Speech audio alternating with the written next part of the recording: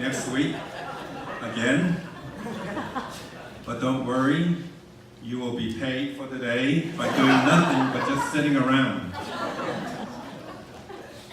My testimony will be in two parts. First will be the spoken part, and second will be singing in a quartet led by Nelson Wong.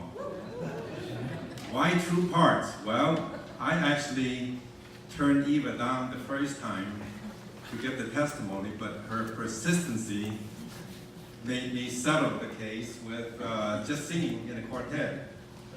But she came after me like a linebacker and said, "You gotta sing and talk."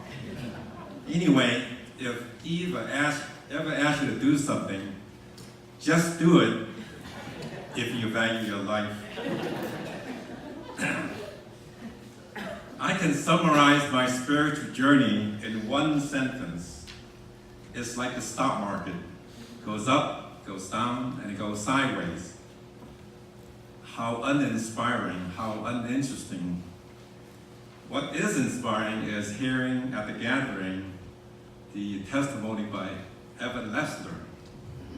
Now, Evan's cancer got so bad that he wasn't even sure who he was, where he was, and why he's there. But God was always by his bedside, holding him in the palm of his hands. And when Steve and Becky thought that he might die, they were going through their very darkest hour, and God lifted him up on his back and carried them from darkness into lightness.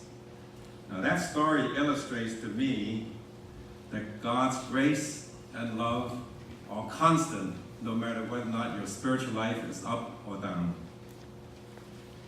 Now, how about my spiritual journey? Why am I talking about someone else's? Well, it's because when someone shares with you an experience that intimate, it becomes part of your personal experience. And you are who you are because of an accumulation of all the stories that you have been told to you.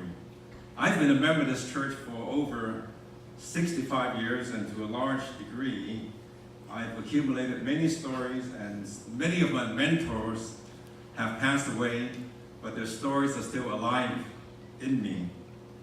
In speaking to the younger generation, I would like to say, stick around.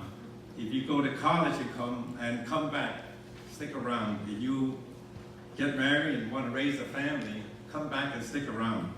We want to hear your story, and we want to be part of your story, and we want to tell your story. I accepted Christ when I was age 15. Do I hear a wow? And now I am 80, and you are pretty much looking at God's finished product with all its imperfections and shortcomings. But I know that God's grace and love are given to me, are gifted to me without reservation. And if God accepts me for the way I am, so should I. With me, all is well. I am grateful for being a member of the First Chinese Baptist Church, and I'm glad that I stuck around. Is that good enough, Eva? That was so perfect.